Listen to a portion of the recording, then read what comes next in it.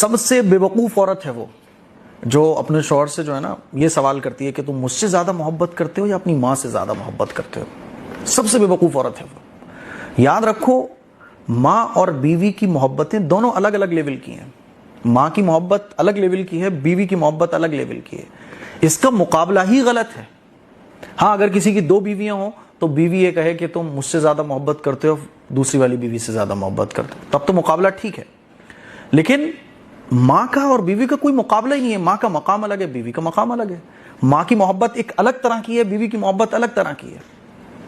اب جب بیوی اس طرح کے سوال کرتی ہے نا تو شوہر پریشان ہو جاتا ہے کہ یار میں کیا جواب دوں. اگر یہ بولوں کہ ماں سے زیادہ محبت ہے تو یہ اکھڑ پڑے گی, تو وہ کہہ دیتا ہے بیچارہ ڈر کی وجہ سے کہ تم سے زیادہ محبت ہے.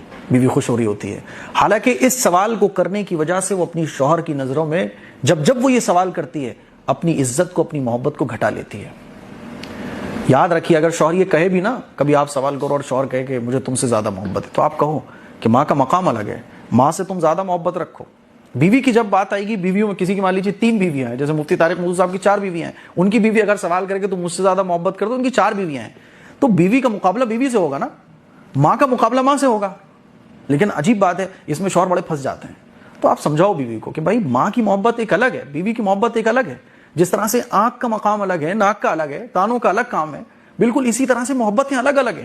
بھائیوں کی ایک الگ لیول کی محبت ہوتی ہے, بہنوں سے الگ محبت ہوتی ہے, ماں باپ سے الگ ہوتی ہے, بیوی سے الگ ہوتی ہے. اب بیوی جو ہے نا, جو سب سے بڑی بیوقوف بیوی ہوتی ہے, وہ ساری محبتوں کے مقابلے اپنی محبت سے کر رہی ہوتی ہے, ساری محبتوں سے مقابلہ کر رہی ہوتی ہے, اور اپنی محبت کو شوہر کے دل سے گھٹاتی چلی جاتی ہے.